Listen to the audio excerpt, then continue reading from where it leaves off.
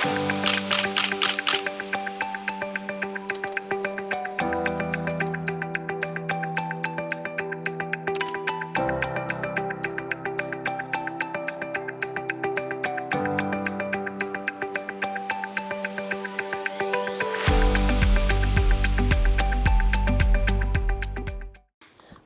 back to our show, your show, Let's Talk Stocks. And in studio with us this morning is Mr. Sheldon Powe. He's a CEO and founder of Innovate 10x. Of course, we could call him Father Powe, but that's right. next thing you think we're playing Stone Love. That's okay. Sheldon, no welcome to the show, man. Thank you for having me. Innovate 10x. Talk to me about that company. So we are a digital transformation firm. I know that's like a buzzword. A buzzword, indeed. Yeah, but everybody wants to be digitally transformed. And what that really means is that, people in companies don't want to make sure all their processes are connected, right? Processes, when they're not connected, we tend to make mistakes. Yeah. We tend to not be able to grow as fast as we can grow. We tend to have to replace, put a lot of people into processes just to make sure that they actually continue. So digital transformation is still using people, very important, but making sure that technology helps to make information flow right through the company. So the systems help to make the flow of the processes much better. Yes. So for example, with broken processes, they tend to be using a lot of spreadsheets. People cut and paste documents together and then they email it to somebody else. So you might say, oh, we're using a spreadsheet, but that's not digital transformation, right? Digital transformation, information is entered one place and it is transformed as it needs to be transformed as it goes to different departments in the company. So it's a one entry system all the way from the beginning to the end. And we help companies actually do the digital transformation. It's interesting, as I heard you talk about people using spreadsheets and how that is broken and so on. Once upon a time, spreadsheets were the thing. That's correct. That's correct. How do you see it as technology has improved and companies try to keep pace and even stay ahead of the game? Well, that's why we have to talk to the experts. There are other companies out there like myself that that do this kind of work, but the role that we play is actually very important, because if you are using spreadsheets, now the people that use spreadsheets, it set up a lot of formulations, a lot of business rules inside there. We need to put those business rules into an application that will capture the information, and then I said, have the business rules to transform the data. For example, if the marketing team needs to get information on sales data, channel integration, or whatever it is, that information is given to them in a format that they actually want it. Yes. It's a continuous improvement process though. Wherever you are, I guarantee you maybe a year from now, using system, you'll say, oh, I can see where it can be improved. This is what I want. And therefore, it's a continuous journey. You implement technology, you get feedback from the users, you actually incorporate the feedback, you give it to them again, they reach to another level and they come back again with more improvements and so forth. So a company wishing to take on this digital transformation journey, where would they start ideally? Do they just know that, well, we need technology, right? We need something that we can enter the data, as you say, one entry, process everything right through. And so they go looking for that on the shelf, off the shelf somewhere, or is there something else that they need to do? Depends on where you are as a company. It depends on if you're SME or you're a large company. Typical large companies, we start by doing what they call a digital assessment, right? Which is just understanding where you are right now. That involves, for example, speaking to the CEO, the founder first, and understanding that person's vision, where they want to go, what they're trying to achieve, right? Then you may go to different departments and speak to them and say, okay, you understand the CEO's vision. What are some of the challenges that you have in meeting that vision? What are some of the strategies that you want to implement? Where are there opportunities for technology improvements for you to meet the strategy? So the technology itself must support the business strategy. Very important. And how it's going to support the business strategy is going to come from the people that work in the organization. Because if you go from the top, they know they want to achieve, but they're not the ones doing all the work. They're not the one executing. Right. So we need to go to people executing, and they will tell us that, boy, well, here what happened. I get information here, but it's difficult. It keeps me up late at night doing this report, or this is where we make some errors, or this process is too manual. You know these things. Sometimes what the best you do is you do like a flow chart to say how information enters the organization, who has to touch the data and so forth. Once you have all these things documented, you then have the information now, because you have done your assessment, to select what tools you may need, right? And as you're right, many of these tools may be something you can buy off the shelf, and you still may need a consultant, right, to help you to implement it, or it may be that you need to engage a software developer to develop something special for you to actually implement into your business. And it's very interesting, as I heard you talk about doing that assessment. Yes. Many companies make the mistake of not getting the proper assessment. And so they end up with a system that, yes, it can help something. It's an improvement on what we used to have. But when you talk to the staff, it's a headache.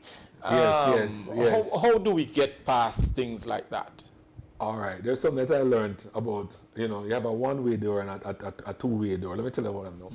Usually, if you don't do an assessment and you're going through a one-way door, it's like doom and gloom for you. The system may cost you literally hundreds of thousands of US dollars, right? And you don't have proper assessment, right? That means you have lost that money, because you may just say you're going to get some benefit, but not the benefit that you expect to get. But you already spend the money. Now, if it was like a system where, say the cost of it was 100 US dollars, and you say, you know what, I'm going to, because we're also into innovation. Innovate 10x is about experimenting as well. If you're experimenting, you try something, you go through the door and say, boy, I don't like it, to come back. And you're going to tell the rest of the people, don't bother buy that software because it's a waste of time. You don't lose anything. So if you're looking about digital transformation and you're going to look at spending money, it's better to do the assessment. Because if you don't do assessment, you go on a road, you spend 5 years trying to implement this thing, it never implement. You're going to have to go to your board. Your board is going to say, did you do an assessment before you bought it? You're going to have to tell them no. And you're probably going to be heads that are going to be rolling. So for me, I just give another job like that one-way door. If it's a one-way door, you make sure you know why you're going through that door. You know what I mean? If it's something you can go peep and come back out. Fine, but that's right. The door is closed behind you and that's it. That's it. Right. We are in Jamaica, a developing country, and at the rate of technological improvement, how important is it that we get it right in terms of that assessment and ensure that the right people are involved in that assessment to properly guide the process. We are not a rich country, exactly, right? So we don't have money to waste, right? The tailor said measure twice and cut once, because it's too expensive for the other way. You can't cut twice. Right. So the truth is, as a developing country, we have to really do things the right way. The methodologies that they teach in school how to do things, and let's say things like shortcut, draw blood. Yeah. Those things this is where you actually see it. So to me, as a country, you really look and say, all right, we want to digital transformation important. There are a lot of things that we're doing right, right. I know, like education. I know JC is big on education. Yes. Educating people with the right information is very important. Critical. That is like foundation, right? Educating, and a lot of people we always have room to improve there. Then also, if you know better, then do better. You understand?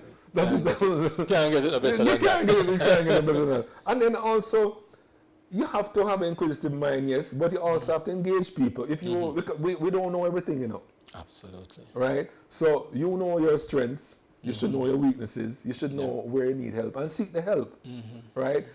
There are people who have been there, done that. You engage them. Let them guide you for the areas where you don't quite understand. And you taking that approach, I find that first thing, everybody will be happy, right? Because you're gonna end up get the results what you want. And then when you get the results, you're gonna say, you know why we got the results? We did the right thing. We did it right. Yes. As technology improves, Yes. it brings with it certain risks. Yes, yes. Constantly now, everybody is online, everybody is using the technology, Yes. including those of our cousins who are not so honest. That's right, that's right, that's right. How important is security in all of what we're doing? Security is the foundation. Without that, you're likely to get what a duck get, but let's not go into that. But so what happens is that it's very lucrative now to stay at home, wherever home may be, and try to find vulnerable people. Yes. Right? And because everything is connected, you can be totally wiped out. Right? There are programs that are written to hack into softwares. Right? And the hackers, they kind of get together. So they share their accomplishments so other people can use it. Right? So you know, in building your software and buying a software, you have to make sure that that vendor at least up to date with its security, right? That he's developing his software to particular standards to protect against hacking, as an example. Or what you need to do is that you have to make sure that you're on maintenance, because if you're not on maintenance, you won't get the patches as they're applied to the software to counteract the hackers. So that's very important. Now, it is continuous because it's a very lucrative business. A lot of people are getting into the hacking and putting out all this disruptive software. You need the software to run your business, right? But you have to pay attention to what the hackers are doing. We've been talking with Sheldon. Powe is CEO and founder of Innovate 10x, and he's providing technological solutions for companies who are looking to grow and integrate and have the right systems in place to help with that growth. Of course, we couldn't do it in one discussion. Join us for the second part of that discussion when Sheldon will continue to teach us how to innovate in our business. As we always say here on Let's Talk Stocks, we give you information to make better financial decisions. Come back with us tomorrow morning at 9. We'll have another innovative interview just lined up for you.